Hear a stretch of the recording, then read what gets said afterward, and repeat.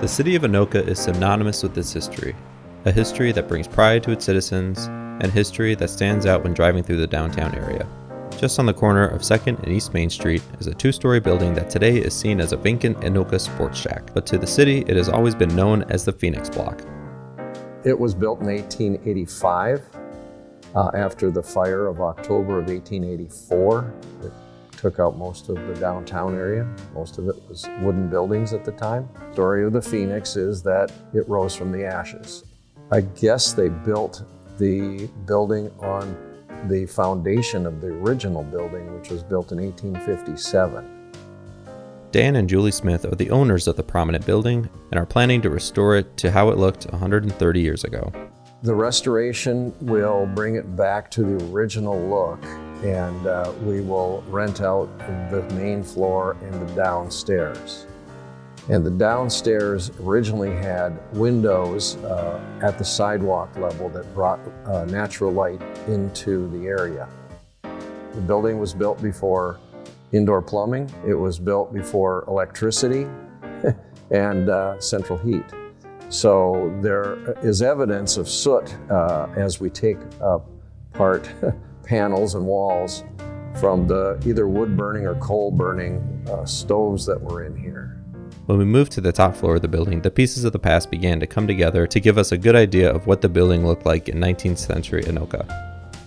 This, we think, was a dance studio at one time because it's got a maple floor over top of the pine floor. The windows, as you can see here, this is a good example, they went up 13 feet, and that was to bring natural light in because, again, there was no electricity at the time. When this room first started, I think it was 1894, this was the first Anoka library. And all these walls, the trim, the doors, the closets, everything is the same as in that 1894 picture. We've removed it to restore it and to put it back in once we're done. Of course, with a project like this, there is a unique set of challenges that the Smiths will face that are aligned with the same ones that the building has been facing for over a century. The challenges, we've already hit a few. The center beam was inadequate for the building. It held it up for 130 years, but it's got a sag in it, so we'll have to replace that.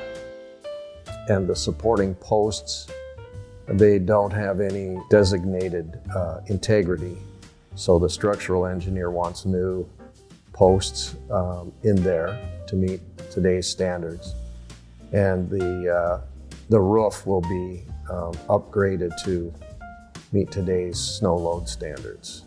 And so, lastly, what is it that drove you guys to take on this remodel? And is there anything you want to interject, Julie? Go right ahead. Yeah. Tell us. I like the building because it has, on this floor and the upper floor, 14-foot ceilings. Some of the older buildings had much lower ceilings. And also the fact that it was here for the bulk of 130 plus years. So we just felt like after my retirement, this would be a great project to take on.